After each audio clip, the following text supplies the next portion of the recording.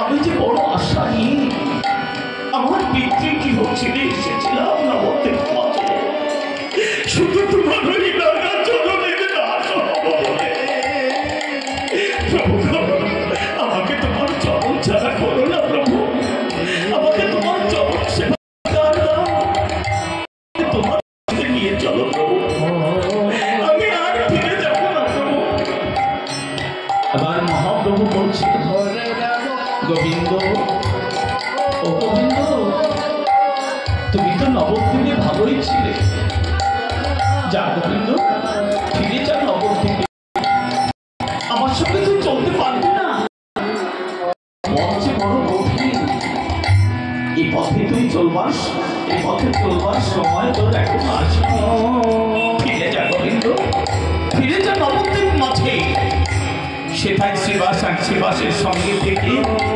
সেটাই আছে নিত্যানন্দ গদাধর, আছে আচার্যদেব, তাদের সকলের সঙ্গে এই মহামন্ত্র হরিনাম তুই জীবনে দাঁড়ে দাঁড়ে বিতরণ করে বেড়াবো, নবদ্বীপের নগরী প্রান্তরে মহামন্ত্র হরিনাম তুই ছড়িয়ে বেড়াবো। আর শ্রীবাসের সঙ্গে থেকে শ্রীবাস আইনায় হরিনাম করবি, সেখানেই প্রসাদ পাবি। যা গোবিন্দ আমার সঙ্গে চলতে পারবি না, তুই ফিরে যা নবদ্বীপ মাঝে।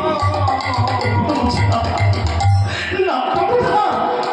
আর আমি কোথাও যাবো না প্রভু, একবার যখন তোমার চরণ আমি পেয়েছি,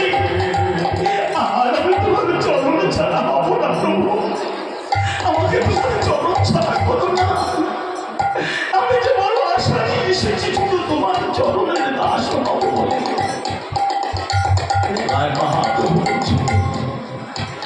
গোবিন্দ এই পথ বড় কঠিন, এই পথে চলবার সময় তো আসে নাই, এই পথ হচ্ছে শুধু ত্যাগের পথ, এখানে কোনো কামনা বাসনা সঞ্চয় বলে কিছু নেই রে,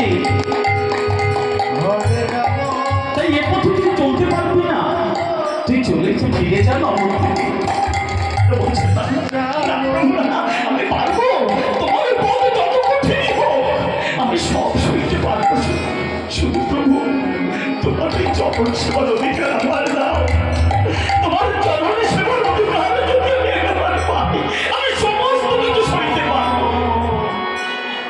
আমার মহাপ্রভু বলছিস তুই যখন নবদ্বীপে